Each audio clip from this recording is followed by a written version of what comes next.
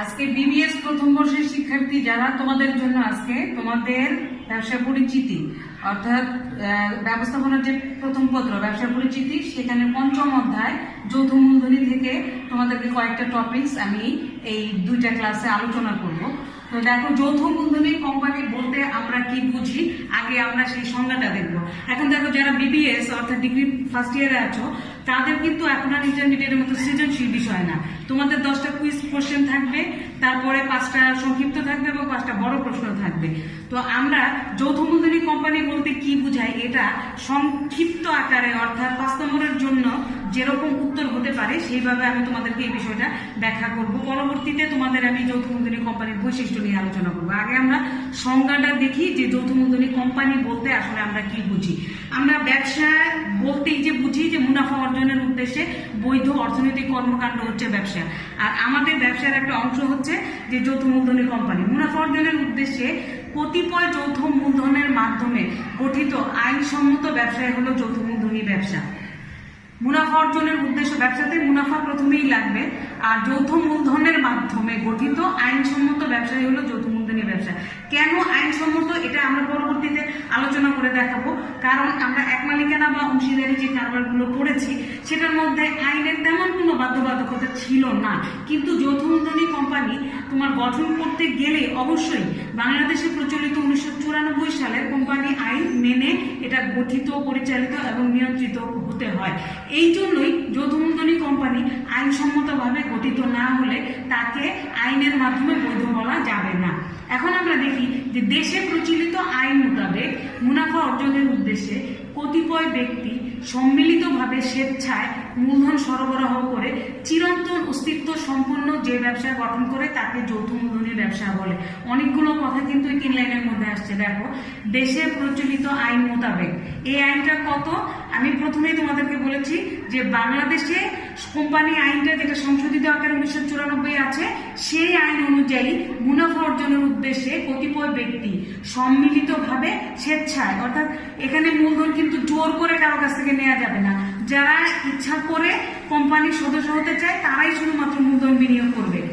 চিরন্তন অস্তিত্ব সম্পন্ন, অর্থাৎ যৌথ মূলধনী কোম্পানি যেহেতু আইনের মাধ্যমে গঠিত হয়, আইনের মাধ্যমে পরিচালিত হয়, সুতরাং এটা বিলোপ সাধন বা এটা ভেঙে দেওয়ার জন্য আইন ছাড়া এই কোম্পানি ভাঙা যায় না, সেই জন্য বা বিলোপ সাধন করা যায় না, সেই জন্য এটাকে চিরন্তন অস্তিত্ব সম্পন্ন প্রতিষ্ঠান বলা হয়েছে। যে ব্যবসা গঠন করে তাকে যৌথ মূলধনী ব্যবসায় বলে।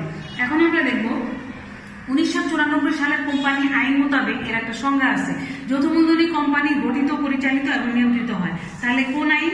1994 সালে। এটা কোথায় প্রচলিত? বাংলাদেশে প্রচলিত।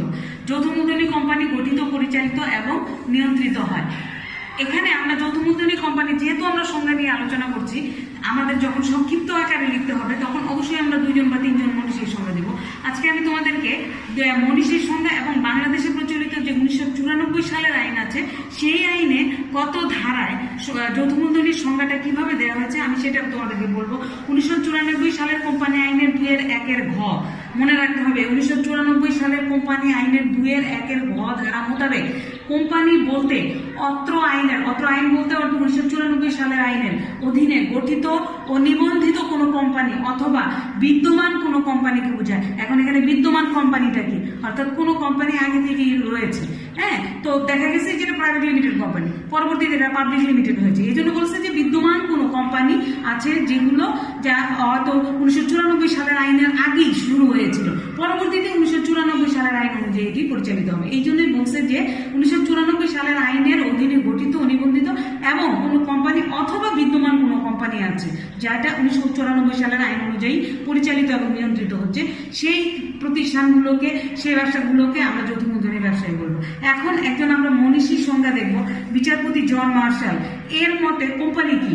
কোম্পানি হচ্ছে এমন একটি কৃত্রিম ব্যক্তি সত্তা। দেখো, এখানে আরেকটা নতুন কথা আসলো, কৃত্রিম ব্যক্তি সত্তা যা অদৃশ্য, অস্পর্শনীয় অথচ আইনের মাধ্যমে টিকে থাকে। আমরা কি দেখলাম যে জন মার্শাল সাহেব কি বললেন যে কোম্পানি হচ্ছে এমন একটি কৃত্রিম ব্যক্তি সত্তা, অর্থাৎ কৃত্রিম ব্যক্তি সত্তা। অবশ্যই তোমাদের মনে প্রশ্ন আসবে যে কোম্পানি এত মানুষ না, এটা তাহলে কি ব্যক্তি সত্তা হলো? কিন্তু এখানে একটা কথা আছে, কিন্তু কৃত্রিম যে কোম্পানি হলো মানুষ না হয়েও মানুষের মতোই নিজ নামে কোম্পানির সিলমোহর ব্যবহার করতে পারে, অন্য কোম্পানির সঙ্গে চুক্তি করতে পারে, অন্য কোম্পানির বিরুদ্ধে মামলা দায়ের করতে পারে, বা অন্যান্য কোম্পানি সংশ্লিষ্ট কোম্পানির বিরুদ্ধে মামলা দায়ের করতে পারে। এই জন্য এটাকে কৃত্রিম ব্যক্তিসত্তা বলা হয়েছে। এটা আমরা আরেকটু ব্যাপক করে পরে আলোচনা করব। এটা অদৃশ্য কোম্পানি, কিন্তু আমরা নাম জানছি, তার সিলমোহর জানছি, সে মামলা করতে পারে, অর্থাৎ তার কোম্পানির অধীনস্থ কোনো কর্মচারী কোম্পানির হয়ে মামলা পরিচালনা করে বা ও তাদের পাওনা আদায়ের জন্য মামলা করে। সেই জন্য কোম্পানি কিন্তু আসলে অদৃশ্য। এটাকে কি ধরা যাচ্ছে কোম্পানিকে? সেরকম কিছু না, অস্পর্শনীয়, আবার কিন্তু আইনের মাধ্যমে টিকে থাকে। অদৃশ্য অস্পর্শনীয় কিন্তু আইনের মাধ্যমে টিকে থাকে, কারণ হচ্ছে এটা আইনের মাধ্যমে গঠিত, আইনের মাধ্যমে পরিচালিত এবং আইনের মাধ্যমেই একে বিলোপ সাধন করতে হয়। সুতরাং এটাকে টিকে থাকার জন্য আইনের কোনো বিকল্প নেই। এখন এই সমস্ত সংজ্ঞাগুলোর পরিশেষে আমরা কি বলবো? আচ্ছা, তোমরা অনেক বইতে দেখে থাকবে যে কোম্পানির সংজ্ঞাগুলোর পরিশেষে বলা হয়ে থাকে যে কয়েকটা বৈশিষ্ট্য পেলাম। তা আমরা এখানে কি পেলাম? প্রথমে হচ্ছে এটি কোম্পানি 1994 সালে কোম্পানি আইন অনুযায়ী গঠিত হয়, পরিচালিত নিয়ন্ত্রিত হয়, 1 নম্বর। 2 নম্বর হলো এটি কৃত্রিম ব্যক্তিসত্তা বিশিষ্ট প্রতিষ্ঠান। তারপর হলো এটি অদৃশ্য, অস্পর্শনীয় এবং আইনের মাধ্যমে টিকে থাকে, এবং এটি গঠন পরিচালনা যেমন আইনের মাধ্যমে করতে হয়, বিলোপ আইনের মাধ্যমে করতে হয়। পরিশেষে আমরা যেটা বলবো যে কোম্পানি সংগঠন হলো আইন সৃষ্ট কৃত্রিম ব্যক্তিসত্তার অধিকারী এমনই এক ধরনের বৃহদায়তন ব্যবসা সংগঠন যা অদৃশ্য, অস্পর্শনীয় অথচ চিরন্তন অস্তিত্বের অধিকারী। এখানে আবার একটা জিনিস দেখলাম যে চিরন্তন অস্তিত্বের অধিকারী, অর্থাৎ কোম্পানিকে কিন্তু যখন তখন ইচ্ছা করলেই এটাকে ভেঙে দেওয়া বা বিলোপ সাধন করে দেওয়া যাবে না। আইনের মাধ্যমে যেহেতু গঠন করা হয়েছে, আইনের মাধ্যমে একে বিলোপ সাধন করতে হবে, যা নিজস্ব নাম ও সিলমোহর দ্বারা পরিচালিত হয়, যেখানে কতিপয় ব্যক্তি মুনাফা অর্জনের উদ্দেশ্যে স্বেচ্ছায় যৌথভাবে শেয়ার ক্রয়ের মাধ্যমে মূলধন বিনিয়োগ করে। তাহলে এখানে আরেকটা কথা, শেয়ার ক্রয়ের মাধ্যমে মূলধন বিনিয়োগ করে।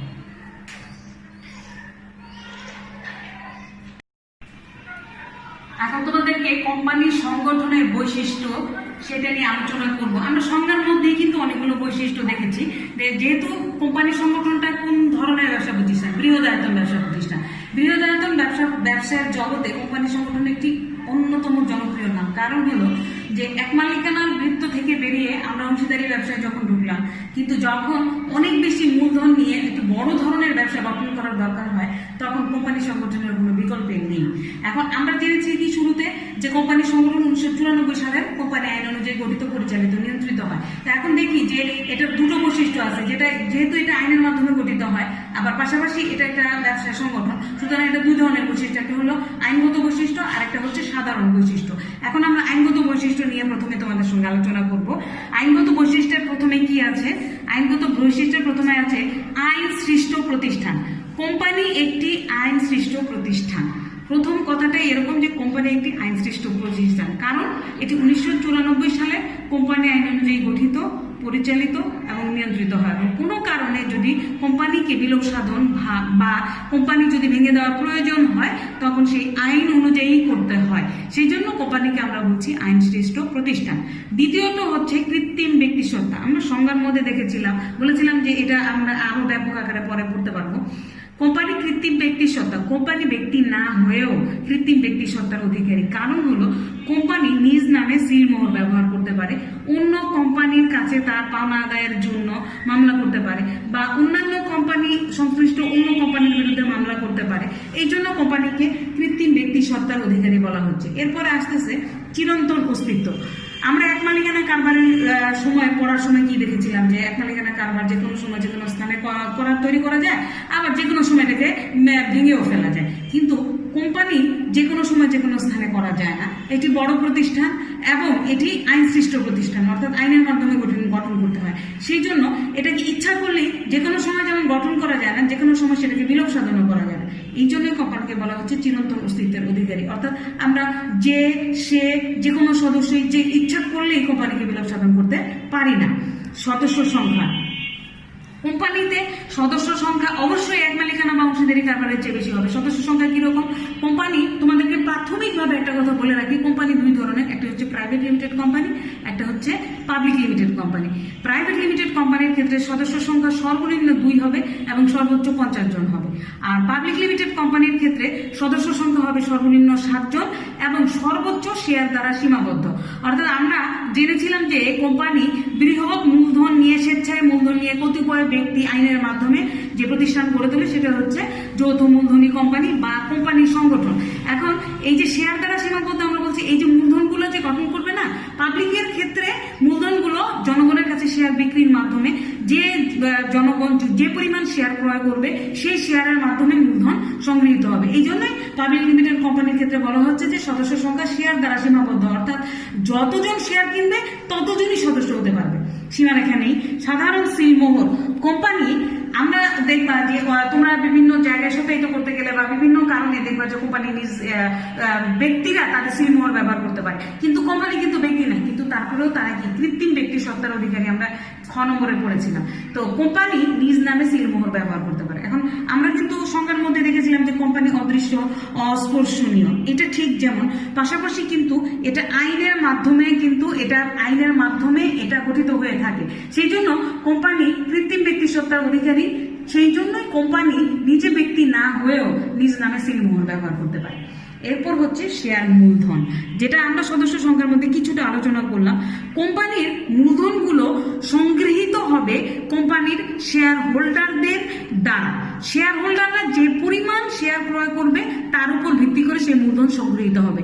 এখন আমাদের প্রশ্ন আসবে যে প্রাইভেট লিমিটেড কোম্পানির শেয়ার তো জনগণের কাছে বিক্রি করে না, কিন্তু প্রাইভেট লিমিটেড কোম্পানির যারা সদস্য তারাই শেয়ারগুলো কিনবে এবং এই শেয়ারগুলো কেনার মাধ্যমে যে মূলধন সংগৃহীত হবে সেটাই হচ্ছে শেয়ার মূলধন। পাবলিক লিমিটেড কোম্পানি জনগণের কাছে বিক্রি করবে এবং ওই শেয়ারের মাধ্যমে যে মূলধন আসবে, সেটার মাধ্যমে যে মূলধনগুলো আসবে সেটাই হচ্ছে কোম্পানির মূলধন।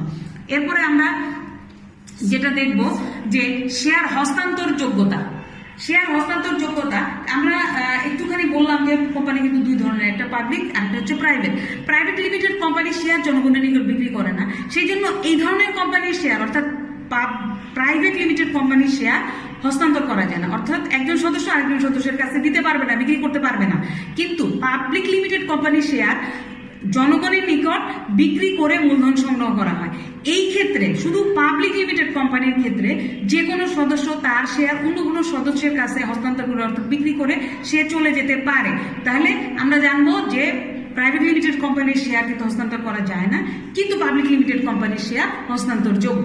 এরপর হচ্ছে সীমাবদ্ধ দায়। আমরা যেমন এখানে দেখেছিলাম যে শেয়ার মূলধনগুলো সংগৃহীত হয় শেয়ারের মাধ্যমে, তেমনিভাবে এইখানেও আমরা সেটা দেখব যে কোনো কোম্পানির যে সদস্য সংখ্যাগুলো আছে, প্রাইভেট হোক বা পাবলিক হোক, তারা যে পরিমাণ শেয়ার ক্রয় করেছে সেই শেয়ারের যতটুকু শেয়ার ক্রয় করেছে সেই পরিমাণ দায় তাকে বহন করতে হবে। এখন পাবলিক লিমিটেড কোম্পানির ক্ষেত্রেই আমরা বলি, কোনো শেয়ার হোল্ডার যদি 100 টাকা মূল্যের 10টি শেয়ার ক্রয় করে, তাহলে 100 × 10 কত হবে? 1000। তাহলে তার দায়ের পরিমাণ কি হবে? 1000 টাকার মতোই, অর্থাৎ 1000 টাকার বেশি তার দায় কখনোই হবে না। আবার কেউ যদি 1 লক্ষ টাকার শেয়ার ক্রয় করে তার দায় সেরকম হবে। এই জন্যই এখানে বলছে যে কোম্পানির শেয়ার হোল্ডারদের দায় হচ্ছে সীমাবদ্ধ, অর্থাৎ যে পরিমাণ শেয়ার তারা ক্রয় করবে সেই পরিমাণ শেয়ারের উপর তারা দায়বদ্ধ থাকবে, সেই পরিমাণ মূলধনের উপর। সর্বশেষ হলো বিধিবদ্ধ দায়িত্ব। কোম্পানির শেয়ার হোল্ডারদের যে দায়িত্বগুলো অর্পণ করা হবে তাদেরকে আইন অনুযায়ী, অর্থাৎ কোন আইন অনুযায়ী, 1994 সালের আইন অনুযায়ী সেই দায়িত্বগুলো তাদেরকে পালন করতে হবে। এবং পাশাপাশি পরিচালক যারা আছে কোম্পানি পরিচালনার জন্য, আমরা পরবর্তীতে জানবো যে একটা কোম্পানির ক্ষেত্রে প্রাইভেটের বা পাবলিকের ক্ষেত্রে 2 জন বা 3 জন পরিচালক লাগে, এবং তাদের কোম্পানি আইন অনুযায়ী যে দায়িত্বটা অর্পণ করা হবে সেই দায়িত্বই তাদের পালন করতে হবে। এই জন্য এটাকে বিধিবদ্ধ দায়িত্ব বলা হয়েছে।